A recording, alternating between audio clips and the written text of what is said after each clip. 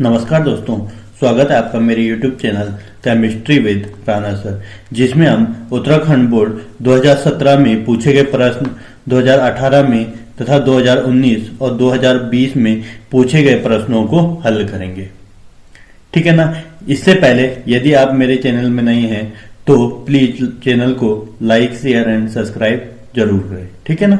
आपके पास जो पहला प्रश्न है, इससे पहले आप ये ध्यान में रखें कि अगर आपको 2023 और 2022 का सॉलिड पेपर देखना है तो उसके लिए आपको डिस्क्रिप्शन में लिंक प्राप्त हो जाएगा। ठीक है ना। तो प्रश्न एक है आपके पास, निम्न में कौन प्रतिजैविक है?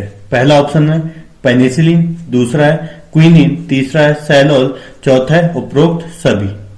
तो आपका जो सही आंसर होगा वो क्या है? पेनिसिलिन प्रतिजैविक होता है, यानी पहला ऑप्शन सही होगा। दूसरा प्रश्न है आपके पास, मेथिल साइनाइड जलीय अम्लीय अपघटन पर देता है। तो मेथिल साइनाइड का फॉर्मूला होता है CH3CN, मेथिल साइनाइड। इसमें ट्रिपल बॉन्ड होता है यहाँ पर। ठीक है ना। ये जब जलीय अपघटन करता है यानी जल के साथ क्रिया करता है, ठीक है ना, तो क्या प्राप्त होता है यहाँ पर ध्यान रखेंगे, हम यहाँ पर 2H2O ऐड करते हैं। 2H2O ऐड करने पर यहाँ पे 4H हो जाएंगे और 2 ऑक्सीजन हो जाएंगे। तो यहाँ पर ध्यान रखेंगे आपके पास CH3COOH। अब ध्यान रखो CH3C तो है ही, दोनों ऑक्सीजन इधर चले गए, COO बना दिया, और 4H में से एक H यहां चला गया। कितने H बचेंगे? 3 प्लस NH3 अमोनिया का निर्माण करता है। तो आपने क्या लिखना है? मेथिल साइनाइड अम्लीय जल अपघटन पर एथेनोइक अम्ल का निर्माण करता है। ठीक है। अगला प्रश्न है प्रश्न संख्या 3, निम्न में से कौन डाइसैकेराइड है? ठीक है ना। पहला ऑप्शन है ग्लाइकोजन है, दूसरा है माल्टोज है, तीसरा एर्बिनोज है। ठीक है ना। तो डाइसैकेराइड क्या होते हैं? वे कार्बोहाइड्रेट या सैकेराइड जो जल अपघटन के पश्चात 2 मोनोसैकेराइड का निर्माण करते हैं, क्या कहलाते हैं? डाइसैकेराइड कहलाते हैं। तो आपके पास जो माल्टोज होता है ये क्या कहलाता है? डाइसैकेराइड कहलाता है। तो इसका आंसर क्या होगा? माल्टोज। ठीक है ना। लैक्टोज हो गया 1, माल्टोज हो गया 2, तीसरा होता है सुक्रोज। तो तीनों क्या कहलाते हैं आपके पास? डाइसैकेराइड कहलाते हैं, माल्टोज, लैक्टोज एंड सुक्रोज। ठीक है ना। क्वेश्चन नंबर 4 है आपके पास 2017 का, नायलॉन, टेफ्लॉन व सेलुलोज में से कौन सा प्राकृतिक बहुलक होता है? ठीक है ना। नायलॉन, टेफ्लॉन व सेलुलोज में कौन प्राकृतिक बहुलक होता है? तो सेलुलोज जो कि प्रकृति में पाया जाता है, तो इसे हम क्या कहते हैं? सेलुलोज क्या है आपके पास? प्राकृतिक बहुलक होता है। ठीक है ना। सही आंसर कौन सा होगा? सेलुलोज। अगला क्वेश्चन है क्वेश्चन नंबर 5, निम्न अभिक्रिया को पूर्ण कीजिए। RCOH जब अभिक्रिया करता है किसकी उपस्थिति में? लिथियम एल्युमिनियम टेट्राहाइड्राइड और ईथर, है ना, किसकी उपस्थिति में? और सेकंड क्या है? H3O positive. तो आपने ध्यान रखना है कि जब हम प्राथमिक अल्कोहल का ऑक्सीकरण करते हैं तो एल्डिहाइड बनता है, एल्डिहाइड के पश्चात क्या बनता है? कार्बोक्सिलिक अम्ल का निर्माण होता है। इसी प्रकार जो लिथियम एल्युमिनियम हाइड्राइड होता है ये अपचयन करता है, इसकी उपस्थिति में क्या होता है? अपचयन होता है, यानी H हाइड्रोजन का जुड़ना होता है। तो अब यहां पर ध्यान रखेंगे कि जब हम कार्बोक्सिलिक अम्ल का अपचयन करेंगे तो आपके पास क्या प्राप्त होगा? RCH2OH एल्कोहल का निर्माण होता है। प्लस यहां पर कितने? एक OH तो यहां पर सिंपल है, एक ऑक्सीजन हट गया, उसकी जगह पर कितने H आ गए? 2H प्लस H2O का निर्माण होता है। तो इसका मतलब कितने हाइड्रोजन जुड़े होंगे? यहाँ पर 4 हाइड्रोजन ऐड हुए होंगे। ठीक है ना। तो आपने क्या लिखना? निम्न अभिक्रिया को जो पूर्ण करना है, तो यहाँ पे क्या बन जाएगा हमारे पास? एल्केनॉल का निर्माण होता है। R जो आपके पास COH होगा किस में चेंज हो जाएगा? CH2OH में परिवर्तित हो जाता है प्राथमिक अल्कोहल में। ठीक है। अगला प्रश्न है प्रश्न संख्या 6, एथिल अल्कोहल और फिनॉल में कौन ज्यादा अम्लीय होता है? तो फिनॉल जो है वो अधिक अम्लीय होता है। एथिल अल्कोहल और फिनॉल में कौन अधिक अम्लीय होता है? तो फिनॉल अधिक अम्लीय होता है। ठीक है।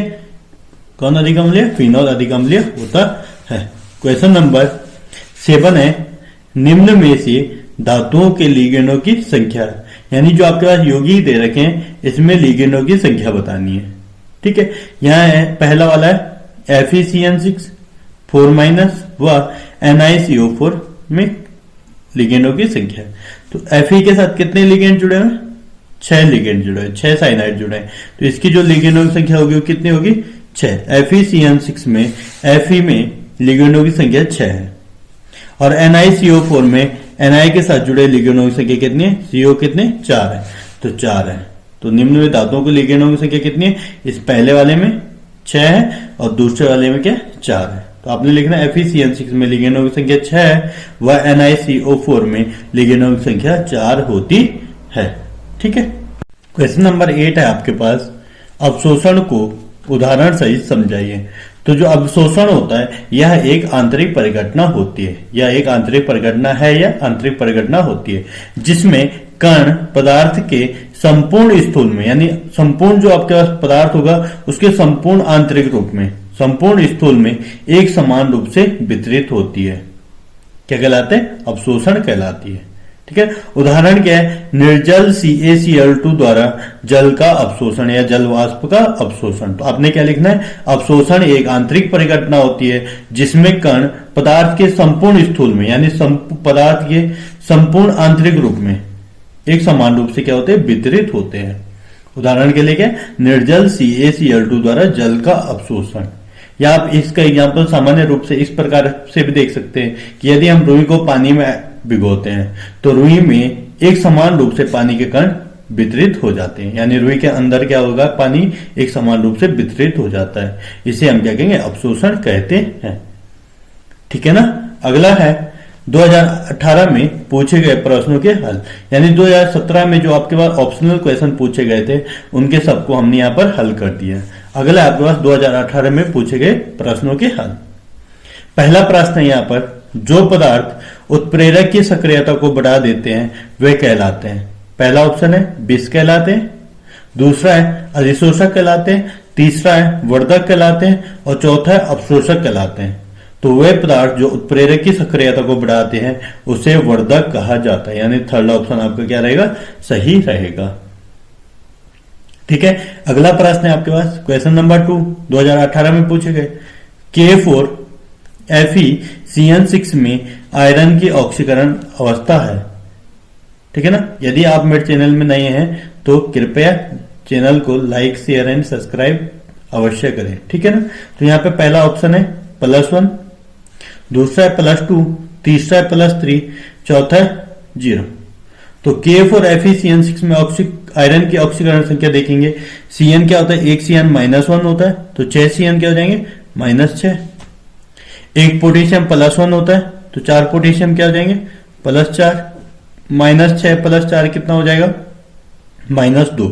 तो जो हमारा मेटल होगा उसमें नंबर तो वही होगा, यानी 2 होगा, क्योंकि -6 + 4 कितना हो गया? -2। तो नंबर 2 ही होगा, लेकिन आवेश क्या होगा? चेंज होगा। तो +2 आपका सही आंसर होगा, यानी सेकेंड ऑप्शन आपका सही होगा। यहां पर ध्यान दिया आपने, एक साइनाइड -6, तो 6 साइनाइड क्या हो जाएंगे? -6। एक पोटेशियम +1 होता है, एक इलेक्ट्रॉन देता है, यानी +1, तो 4 पोटेशियम क्या हो जाएंगे? K4 है ना, तो 4 पोटेशियम है, इसका मतलब +4 हो जाएगा। ठीक है ना। +4 -6, पहले आपने लिगेंड और आयन को आपस में बैलेंस करना है, तो -2 बचेगा। अब हमने धातु पर वही संख्या लिखनी जो आपके पास बैलेंस आएगी, तो यहाँ पर हमने 2 लिख दिया, लेकिन कौन सा 2? अपोजिट साइन वाला, +2 आएगा यहाँ पर।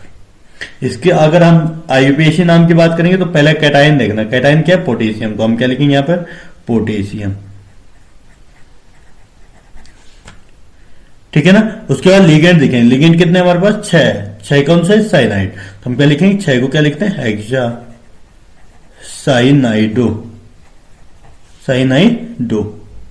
अब देखेंगे कि यहाँ पे पॉजिटिव है तो संकुल कैसा हो जाएगा हमारा? नेगेटिव। इसका मतलब जो Fe का नाम है वो लैटिन भाषा में लिखा जाएगा।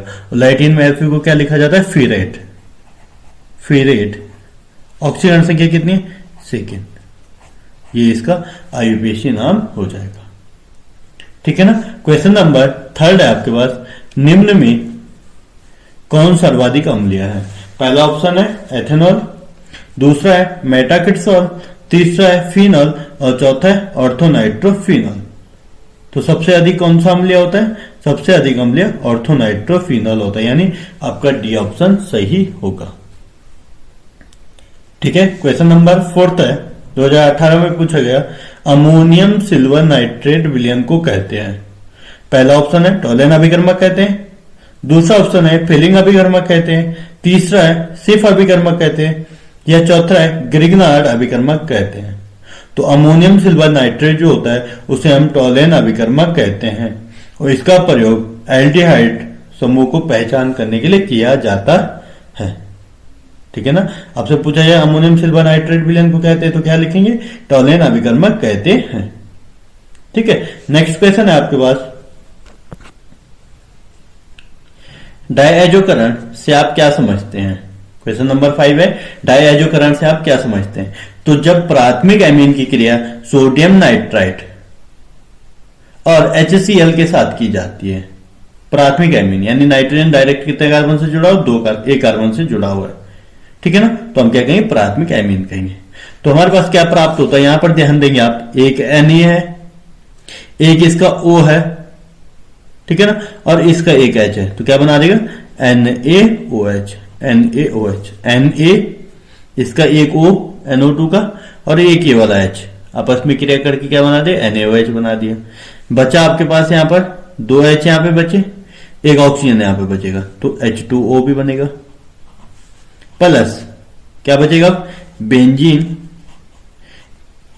बेंजीन से पर N है, N से क्या हो गया? दोनों H यहां से हट गए, किसके साथ? इस ऑक्सीजन के साथ। बचा एक ये वाला N, तो यहां पर ट्रिपल बॉन्ड N और यहां पर Cl बचा, लेकिन नाइट्रोजन पे यहां पर 4 बॉन्ड है तो N पे पॉजिटिव आ जाएगा और इसमें Cl नेगेटिव आएगा। तो आप क्या लिखेंगे? जब प्राथमिक एमीन की क्रिया सोडियम नाइट्राइट और हाइड्रोजन हैलाइड के साथ करते हैं तो बेंजीन, अगर यहां पर बेंजीन होगा तो बेंजीन बनेगा और एल्किल होगा तो एल्किल बनेगा, तो बेंजीन डायएजोनियम हैलाइड का निर्माण होता है, जिसे हम क्या कहते हैं? डायएजोनीकरण अभिक्रिया कहते हैं। ठीक है ना, बेंजीन डायएजोनियम हैलाइड का निर्माण होता है, जिसे हम क्या कहते हैं? डायएजोकरण अभिक्रिया कहते हैं। तो आपने क्या लिखना? अगर हम बेंजीन एमीन की क्रिया सोडियम नाइट्राइट हाइड्रोजन हैलाइड के साथ करते हैं तो बेंजीन डायजोनियम क्लोराइड प्राप्त होता है।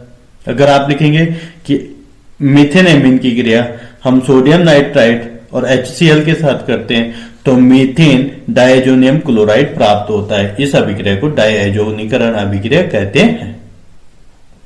क्वेश्चन नंबर 6 है आपके पास, स्कर्वी रोग किस विटामिन की कमी से होता है? तो स्कर्वी रोग जो विटामिन की कमी से होता है वो विटामिन होता है विटामिन सी। विटामिन सी की कमी से कौन सा रोग होता है? स्कर्वी रोग होता है। इसका जो रासायनिक नाम होता है आपके पास एस्कॉर्बिक अम्ल, एस्कॉर्बिक एसिड अम्ल, और इसका जो फॉर्मूला होता है ये होता है C6H8O6 होता है। आपसे पूछा जाए स्कर्वी किस विटामिन की कमी से होता है इस पर स्कर्वी रोग, तो आप लिखेंगे विटामिन सी की कमी से। या आपसे पूछा जाए विटामिन सी का रासायनिक नाम, तो आप लिखेंगे एस्कॉर्बिक अम्ल। पूछा जाएगा विटामिन सी का अणुसूत्र है तो C6H8O6 होता है। ठीक है, नेक्स्ट क्वेश्चन है आपके पास, क्वेश्चन नंबर 7 2017 में पूछा गया, एथीन से पॉलीथीन कैसे बनाया जाता है, केवल रासायनिक समीकरण दीजिए। तो जब एथीन की क्रिया हम क्या करते हैं, इसमें सम अपघटनीय विदलन होता है। ये जो बॉन्ड है ये 2 इलेक्ट्रॉन के द्वारा निर्मित होता है, तो 1 इलेक्ट्रॉन इस कार्बन पे आएगा, 1 इलेक्ट्रॉन इस कार्बन पे आएगा। अगर मैं इसके यहां पर N मॉलिक्यूल ला दूं तो आपके पास क्या बचेगा? CH2 सिंगल बॉन्ड CH2, एक बॉन्ड तो टूट गया। अब इस कार्बन में देखो कितने बॉन्ड है, 2 और 1 3, इसका मतलब यहां से फ्री है तो ये आगे बढ़ा सकता है। इस कार्बन में कितने बॉन्ड है, 2 हाइड्रोजन के साथ है, 1 इसके साथ है, 3, और इधर से भी फ्री है। तो इसका मतलब यदि यहां पर हमने N मॉलिक्यूल ला दिया तो ये आपस में N मॉलिक्यूल यहां पर क्रिया कर सकते हैं और किसका निर्माण कर सकते हैं? पॉलीथीन का निर्माण कर सकते हैं, पॉलीईथीन।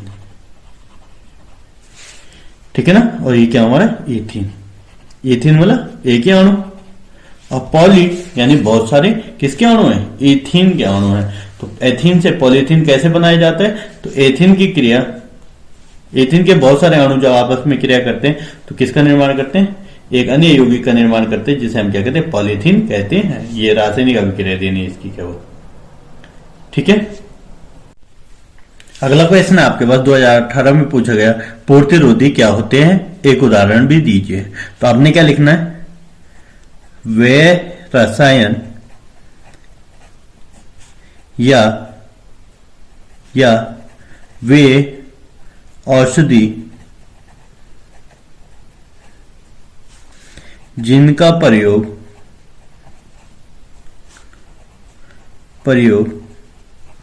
घाव बनने के लिए किया जाता है, घाव भरने के लिए किया जाता है, पूर्तिरोधी कहलाते हैं। पूर्तिरोधी कहलाते हैं।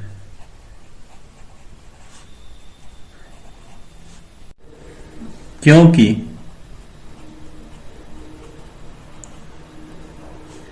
यह जीवाणुओं की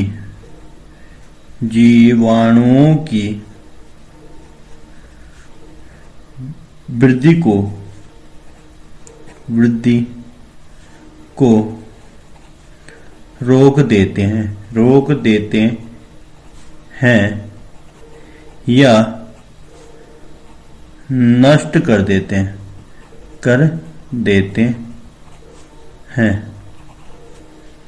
पूर्तिरोधी कहलाते हैं। ठीक है ना। एग्जाम्पल के लिए उदाहरण अगर हम बात करेंगे, उदाहरण यानी एग्जाम्पल, तो एग्जाम्पल क्या आपके पास? डेटॉल है, डेटॉल हो गया 1, सेवलॉन हो गया 2, सेवलॉन हो गया 2, या टिंचर आयोडीन, टिंचर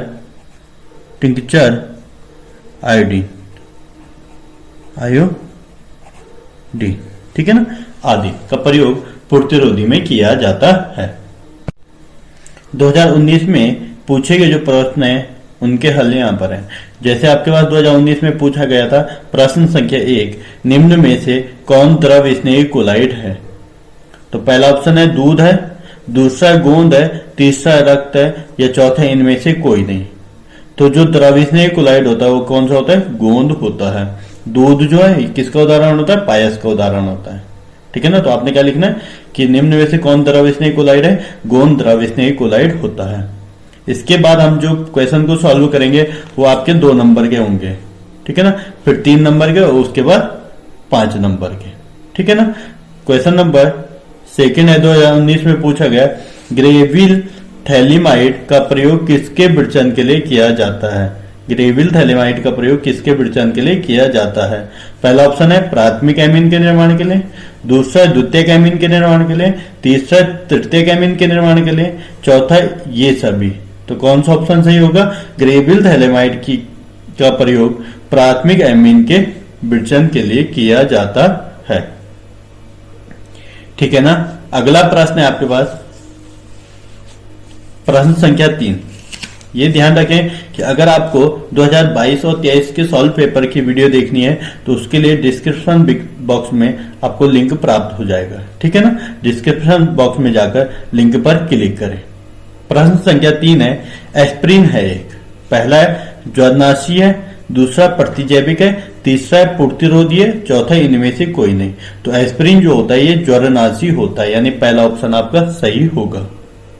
ठीक है। क्वेश्चन नंबर 4 है आपके पास, पोटेशियम टेट्राकार्बोनिल कोबाल्ट में कोबाल्ट की ऑक्सीकरण संख्या है। कार्बोनिल का 0 होता है, एक कार्बोनिल का क्या होता है? 0, तो 4 कार्बोनिल की क्या होंगे? 0। लेकिन पोटेशियम कितना होता है? +1। अभी मैंने आपसे कहा था कि नंबर तो वही होगा, +1 और 0 कितना हो गया? +1 ही रहेगा। तो इस कोबाल्ट में क्या आना चाहिए? नंबर वही लेकिन आवेश चेंज। तो यहाँ पे क्या होगा? 1 तो रहेगा, लेकिन कौन सा 1 होगा?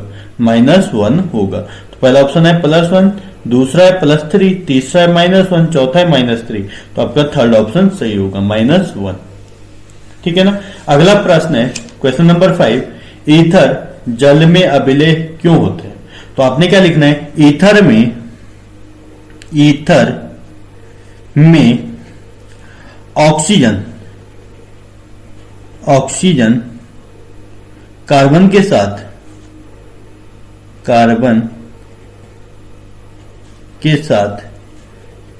साथ आबंधित होता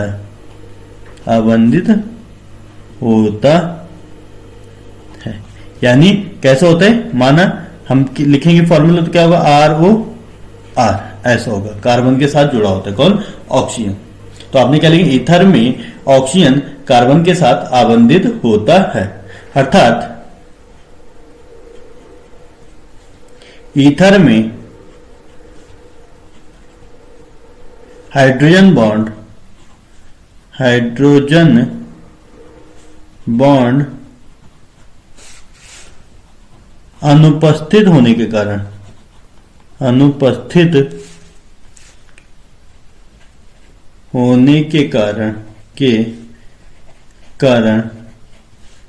यह जल में अविलेय होते